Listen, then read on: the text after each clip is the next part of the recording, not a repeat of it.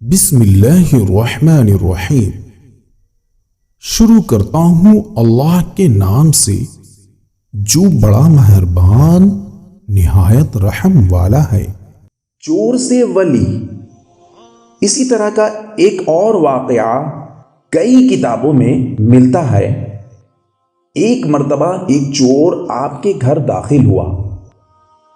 اس کا خیال تھا کہ گھر میں کوئی قیمتی سامان ہوگا۔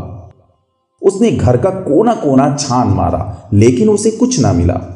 وہ مایوس ہو کر واپس جا رہا تھا کہ حضرت رابعہ بصری رحمت اللہ علیہ عنہا نے اسے روکا اور سوال کیا، کیا تم چور ہو؟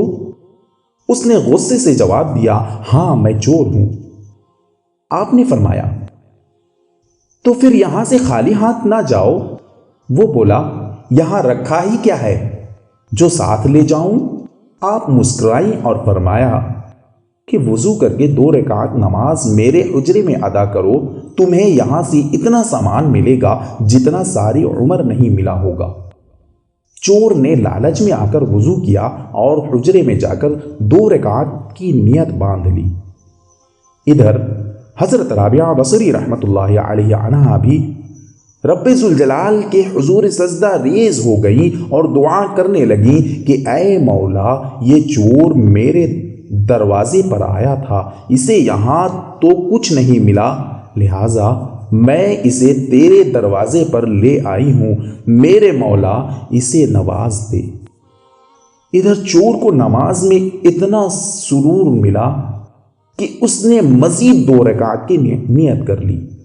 اس کے بعد پھر 2 رکعت ادا کی، حتیٰ کہ جو وہ نفل پڑھتا گیا تو اسے لطف سرور ملتا گیا، یہاں تک کہ حضرت رابعہ بصری رحمت اللہ علیہ عنہا نے دیکھا کہ وہ سر بخود ہو کر گریہ زاری کر رہا ہے، اپنے گناہوں اور عیوب کا اعتراف کر کے معافی مانگ رہا ہے، استغفار کر رہا ہے۔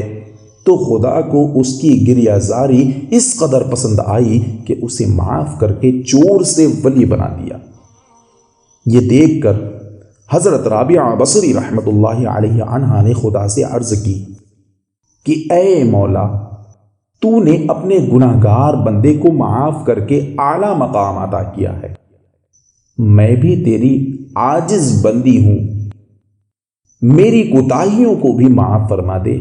ندا آئی، اے رابعہ، تو کیا سوچتی ہے؟ تیری وجہ سے ہی تو میں نے اس کو معاف کیا ہے اور اس کی توبہ قبول کی ہے، تو ہمارے نزدیک اعلیٰ مقام رکھتی ہے۔